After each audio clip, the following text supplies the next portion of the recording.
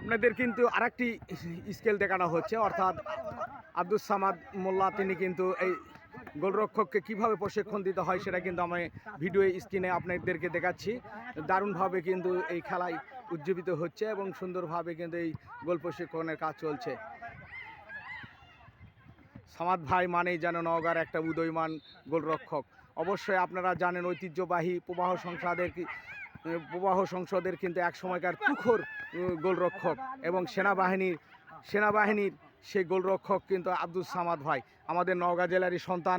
তার প্রতি কৃতজ্ঞতা, তার প্রতি ভালোবাসা, তিনি সুন্দরভাবে কিন্তু গোলরক্ষক তৈরি করার কাজে নিয়োজিত রয়েছেন এবং এই আয়োজনে ভাই ভাই ফুটবল একাডেমি তারা সুন্দরভাবে কিন্তু আয়োজন করেছে এবং নওগাঁ জেলা ক্রীড়া সংস্থা মাঠে এই প্রশিক্ষণ চলছে।